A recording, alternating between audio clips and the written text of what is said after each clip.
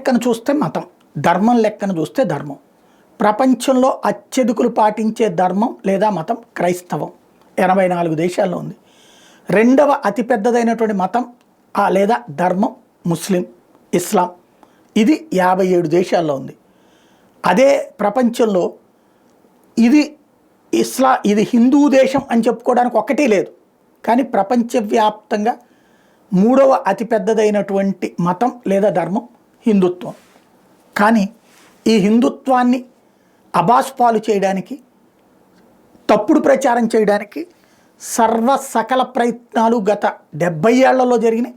ఇప్పుడు peak stage print electronic మీడియాలో ఇంతకాలం మన మెదళ్లలో విషాన్ని చొప్పించి హిందువులు తమ గురించి తాము గర్వంగా చెప్పుకోలేని పరిస్థితి సృష్టించి, ఇప్పుడు డిజిటల్ మీడియా టైం వచ్చేటప్పటికి హిందువులు చైతన్యవంతులై జరిగిన అబద్ధాలని, జరిగిన ప్రచారమైన అవాస్తవాలకి కౌంటర్ ఇవ్వడం ప్రారంభించేటప్పటికి అదే మీడియా ద్వారా తప్పుడు ప్రచారం ప్రారంభించడం అన్నటువంటి ఇంకొక వర్గం చేసుకొస్తున్నది చూస్తున్నాం. చివరికి ఇప్పుడు పాఠ్యాంశాలను కూడా అలాగ తయారు చేసేటటువంటి ఉన్మాదులు, రాక్షసులు ఉన్నారు అన్నది అర్థమవుతుంది.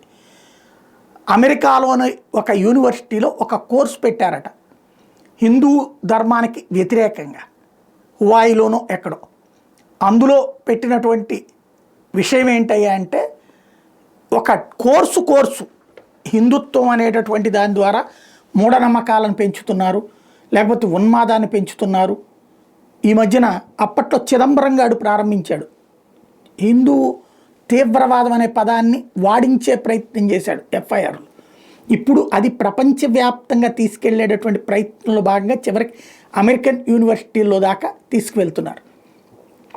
ఓవరాల్గా హిందుత్వం మీద దాడి పతాక స్థాయికి చేరింది.